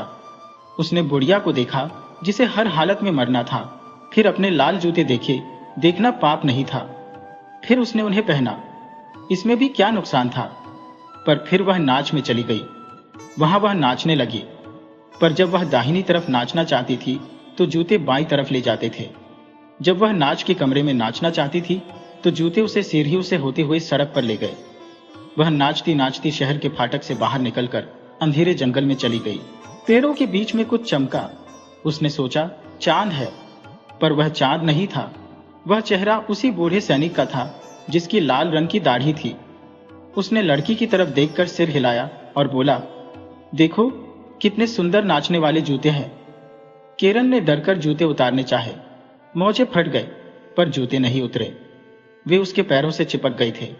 वह नाचती जा रही थी। खेतों में, मैदानों में, सूरज की रोशनी में, बारिश में, दिन में, रात में, वह नाचती ही चली गई। पर रात को जब सारी दुनिया में अंधेरा छा जाता था तब उसे बहुत डर लगता था। वह चर्च के फाटक के बाहर से नाचती हुई कब्रिस्तान में चली गई, पर मरे हुए लोगों को भी बेहतर काम थे, इसलिए उसके साथ कोई नहीं नाचा। वह एक गरीब की कब्र पर बैठना चाहती थी। वहां जंगली जड़ी बूटियां उग आई थी, पर उसे पल भर को भी आराम नहीं मिल रहा था। चर्च का दरवाजा खुला था। वह नाचती हुई उस तरफ जा रही थी, पर सफेद कपड़े पहने और जमीन को छूते बड़े पंखों वाला देवता उसका रास्ता रोककर खड़ा हो गया। उसका चेहरा बड़ा सख्त और गंभीर था और उसके हाथ में एक चौड़ी चमकीली तलवार थी। वह बोला, तुम तब तक नाचोगी जब तक कि तुम पीली और कमजोर नहीं पड़ जाती। तुम अपने लाल जूतों में तब तक नाचोगी जब तक कि तुम्हारी खाल हड्डियों से कंकाल की तरह नहीं चिपक जाती। तुम एक दरवाजे से दूसरे तब तक नाचोगी जब तक कि एक ऐसे घर के सामने नहीं पहुंच जाती जहां रहने वाले बच्चे अहंकारी होंगे। तुम्हारे दरवाजा खटखटाने पर वे तुम्हें देखेंगे और तुम्हारी किस्मत के बारे में डरेंगे। नाचो, तुम्हें नाचना है, नाचो, दया करो। किरण चीखी, पर देवता का जवाब नहीं सुन पाई, क्योंकि उसके जूते उसे दूर ले गए थे। फिर चर्च के आंगन से निकलकर मैदानों और सड़कों से होती हुई गलियों में से बराबर नाचती चली गई। एक सुबह वह अपने पहचाने हुए घर के सामने से नाचती हुई जा रही थी। अंदर से भजनों की आवाज आ रही थी। तभी दरवाजा खुला। फूलों से सजा एक ताबूत निकाला गया। उसके प्रति दयालु बुढ़िया मर चुकी थी। उसे लगा जैसे सभी इंसानों ने उसे छोड़ दिया और भगवान के दूत ने उसे अभिशाप दिया है। पर उसे नाचते जाना था और वह नाचती रही। जूते उसे मैदानों और खेतों में ले गए, कंटीली झाड़ियों और बिच्छू बूटियों के बीच से ले गए। उसके पैर कट गए, खून बहने लगा। एक दिन वह एक वीरान खेत में से जा रही थी जहां सिर्फ एक झोंपड़ी थी। वह जानती थी कि वहां जल्लाद रहता था। किरण ने उसकी खिड़की खटखटाई और आवाज लगाई, बाहर आओ, बाहर आओ। मैं अंदर नहीं आ सकती क्योंकि मुझे नाचते रहना है। जल्लाद दरवाजा खोलकर बाहर आया। किरण को देखकर बोला, जानती हो मैं कौन हूं? मैं वह हूं जो दुष्टों का सिर काटता है। मेरी तलवार चलने के लिए बेचैन है। किरण ने खुशामद करते हुए कहा, मेरा सिर मत काटना, क्योंकि तब मैं प्रायश्चित नहीं कर सकूंगी। हाँ, मेरे पैर काट दो। उसने अपने पाप मान लिए। जल्लाद ने उसके पैर काट दिए और उसके लाल जूते नाचते हुए अंधेरे में चले गए। जल्लाद ने उसके लिए लकड़ी के पैर और एक जोड़ी बैसाखी बना दी, साथ ही एक पछतावे से भरा भजन भी सिखाया। किरण ने तलवार चलाने वाले हाथ को चूमा और अपने रास्ते पर चल दी। उसने सोचा, मैंने इन लाल जूतों की वजह से बहुत दुख सहा है। अब मैं और लोगों के साथ चर्च जाऊंगी। पर जब वह चर्च के दरवाजे पर पहुंची तो फिर उसके सामने लाल जूते नाचने लगे। वह डर कर वहां से भाग आई। पूरा हफ्ता वह बहुत उदास रही और आंसू बहाती रही। इतवार आने पर उसने सोचा, अब मैं काफी तकलीफ उठा चुकी हूं। इस वक्त चर्च में जो लोग बैठे पूजा कर रहे हैं, मैं भी उन जैसी ही तो हूं। वे भी गर्व से सिर ऊंचा रखते हैं। इस ख्याल ने उसे हिम्मत दी, पर वह चर्च के फाटक के आगे नहीं जा सकी, क्योंकि फिर जूते उसके सामने नाच रहे थे। अब वह सच्चे दिल से पछता रही थी। वह पादरी के घर गई और काम के लिए विनती करती रही। उसने कहा कि मुझे तनख्वाह की परवाह नहीं है, मुझे सिर्फ सिर पर छत और खाना चाहिए। पादरी की औरत ने उस पर तरस खाकर रख लिया। किरण को रहने की जगह मिल गई और वह मेहनत से काम करने लगी। शाम को पादरी बाइबल पढ़ते और वह बैठकर सुनती रहती थी। उनके बच्चों को वह बहुत पसंद थी। वे उसके साथ खेलते थे, पर जब वे उसकी सुंदरता किसी राजकुमारी जैसी बताते तो वह उदास होकर सिर हिलाने लगती थी। जब फिर इतवार आया तो सारे घरवाले चर्च जाने के लिए तैयार होने लगे। उन्होंने उससे भी साथ चलने को कहा। उसकी आंखों में आंसू आ गए। उसने ठंडी सांस भरकर अपनी बैसाखियों की तरफ देखा। जब सब चले गए तब वह अपने छोटे कमरे में गई, जहां सिर्फ एक पलंग और एक कुर्सी आ सकती थी। वह बैठकर भजनों की किताब पढ़ने लगी। चर्च से बाजे की आवाज हवा पर सवार होकर आ रही थी। उसने आंसू भरा चेहरा उठाकर कहा, हे भगवान, मेरी मदद करो। अचानक धूप दुगुनी तेज हो गई। उसके सामने वही देवता खड़ा था जिसने उसे चर्च में घुसने नहीं दिया था, जो हाथ में तलवार लिए था। पर इस वक्त उसके हाथ में गुलाब की एक टहनी थी जिस पर फूल लगे थे।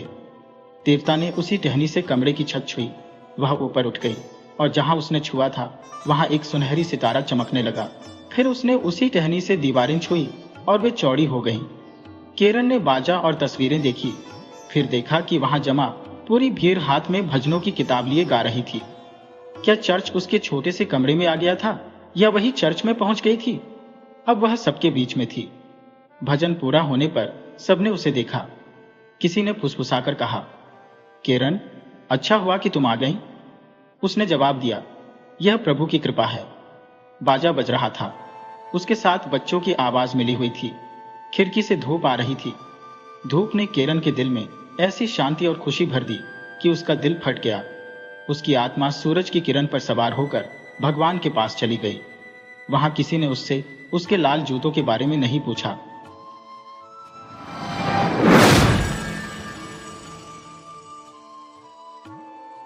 वीडियो अच्छी लगी हो तो इसे लाइक करें और ऐसी ही मज़ेदार कहानियों के लिए चैनल को सब्सक्राइब करें और बेल आइकन दबाएं। ज़्यादा से ज़्यादा अपने दोस्तों को शेयर करें। धन्यवाद।